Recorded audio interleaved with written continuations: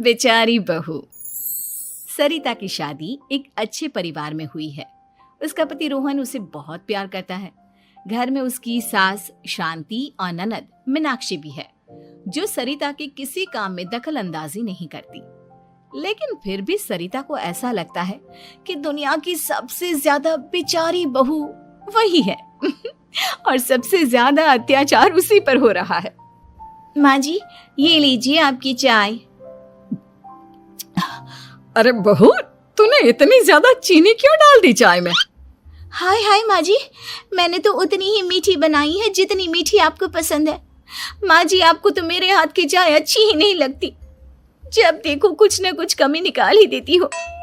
अरे बहू, तू एक बात के पीछे ही पड़ जाती है। मैंने ऐसा कब कहा कि तू रोज चाय खराब बनाती है? सरिता अपने कमरे में चली जाती है और फोन उठाकर अपनी माँ से बात करती है। हेलो माँ, कैसी हो आप? क्या कर रही हो? मैं तो ठीक हूँ, पर तू बता, तेरा मूड कैसा है? तेरी आवाज से लग रहा है कि कुछ तो हुआ है तेरे ससुराल में। अरे क्या बताऊँ माँ, यहाँ तो हर समय मेरे साथ बहुत बुरा व्यवहार होता है। मैंने अपनी सास के लिए इतनी अच्छी चाय बनाई, लेकिन मेरी सास चाय पीते ही मुझे 4 बातें सुना दी। बेटी, तू इतनी छोटी छोटी बातों पर ध्यान ही क्यों देती हो? तुम्हारी सास ने कुछ बोल भी दिया तो क्या हो गया, वो बड़ी है ना तुझसे। माँ ने इतना समझाया, लेकिन इस बात का सरिता पर कोई असर नहीं हुआ। अपनी बेचारी बहू की छवि वो बदलना ही नहीं चाहती। अगली सुबह सब नाश्ते के टेबल पर बैठकर नाश्ता कर रहे थे, तभी सरिता ने अपने पति से कहा, सुनिए जी, मुझे ना आज बाजार से कुछ सामान लेकर आना है। आज आप ऑफिस से आने के बाद मुझे लेकर चलना ना। भाभी, मुझे भी कुछ किताबें खरीदनी है। आप दोनों जा ही रहे हो तो मेरी किताबें भी ले आना। लो, अभी तो बात ही की है बाजार जाने की, तो एक फरमाइश आ गई। माँ जी, आप भी बता दो कुछ, और हाँ, मोहल्ले वालों से भी बोल दो अगर वो कुछ मंगवाना चाहते हो तो। बेचारी मीनाक्षी अपना सा मुंह लेकर रह गई। ये सब देखकर रोहन से चुप नहीं रह गया और वो गुस्से में बोला, सरिता, क्या हो गया है तुम्हें? मीनाक्षी ने तो सिर्फ किताबों के लिए बोला है। तुम्हें मीनाक्षी से इस तरह से बात नहीं करनी चाहिए। माफी मांगो उससे अभी। क्या? मैं माफी मांगू? दिन भर आपके घर के काम करूं मैं, आपकी और आपके घर वालों की बातें सुनूं मैं, और अब माफी भी मैं मांगू? ऐसा कभी नहीं हो सकता। ये बोलकर सरिता वहां से चली जाती है। एक दिन उनकी पड़ोसन घर आती है। अरे सरिता, क्या कर रही है? और क्या करूंगी भाभी जी, बस घर का काम ही कर रही हूँ। आप बताओ कैसे आना हुआ? अरे मैं तो तुम्हारा हालचाल पूछने आई थी, लेकिन तुम तो बिजी लग रही हो। कोई बात नहीं, मैं बाद में आ जाऊंगी। और क्या करूं भाभी जी, जब से शादी होकर आई हूँ ना, बस काम ही कर रही हूँ। और इस घर में ना कोई मेरी कदर नहीं करता। पति है जो बस घर से ऑफिस, ऑफिस से घर। ननद को तो कॉलेज से फुर्सत नहीं। बची सास तो उनका सारा समय मेरी गलतियां निकालने में लग जाता है।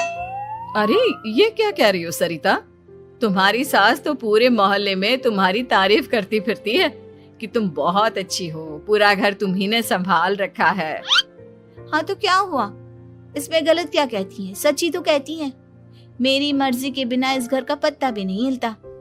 शाम को जब रोहन घर आया तो उसने सबसे कहा, कल हम सबको मौसी जी के घर जाना है, उनकी बेटी की शादी है। सब अपनी अपनी पैकिंग कर लो, सुबह होते ही निकल जाएंगे। और सरिता, तुम कान खोलकर सुन लो, वहां जाकर किसी की बुराई भलाई शुरू मत कर देना, नहीं तो मुझसे बुरा कोई नहीं होगा।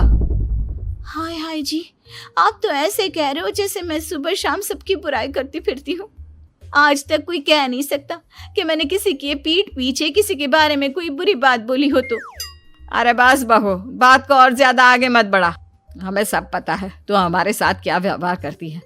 ये बात घर तक रखना, शादी में किसी को कुछ मत बोलना, नहीं तो सब कहेंगे कि शांति की बहू कितना बोलती है। हाँ हाँ, सब कुछ तो मैं ही बोलती हूँ ना। आप लोग तो हर समय फूलों की बारिश करते रहते हो मेरे ऊपर। सारी गलती मेरी है जो मैं इस घर में आई। सबका कितना ध्यान रखती हूँ, लेकिन फिर भी मेरी तो आप लोगों की नजर में कोई कदर ही नहीं है। अगली सुबह सब लोग मौसी जी के घर पर चले जाते हैं। वहां पर शादी का माहौल होता है, सब जगह चहल पहल होती है, बहुत सारे मेहमान आए हैं। सरिता को वहां बहुत अच्छा लग रहा है। वो अपने मन में सोचती है, यहाँ कितना अच्छा लग रहा है, कितनी रौनक है। मैं यहाँ किसी से ज्यादा बात नहीं करूंगी। अगर मेरे मुंह से कुछ ऐसा वैसा निकल गया तो रोहन जी तो मुझसे गुस्सा हो जाएंगी। सरिता ये सब सोच ही रही थी कि वहां रोहन की कजिन साक्षी आ गई और सरिता से बोली, आप सरिता भाभी हो ना? जितना आपके बारे में सुना था, आप तो उससे भी ज्यादा सुंदर हो। हाँ वो तो है, मेरी सुंदरता की तारीफ सब करते हैं। मेरे मायके में तो सब यही बोलते हैं कि रोहन जी की किस्मत बहुत अच्छी है जिन्हें मैं मिली। लेकिन आप कौन है? मैंने आपको पहचाना नहीं। मैं रोहन भैया की कजिन हूँ। आपकी शादी पर नहीं आ पाई थी ना, इसलिए आप मुझसे मिली नहीं कभी। शांति मौसी और मीनाक्षी आपकी बहुत तारीफ करते हैं। क्या कहा तुमने? मेरी तारीफ? कभी नहीं। मेरे ससुराल वाले कभी मेरी तारीफ कर ही नहीं सकते। मैं इतनी अच्छी हूँ, मेहनती हूँ, लेकिन उन्हें तो मेरी कदर ही नहीं। सारा दिन घर का काम करती हूँ, फिर भी मेरी सास ना मुझे सुनाती रहती है, और पति भी मेरी सास की साइड लेते हैं। ना कभी बाहर ले जाते हैं, ना कहीं घुमाने। अगर घुमाने के लिए कभी बोल भी देना तो उनकी बहन बीच में आ जाती है।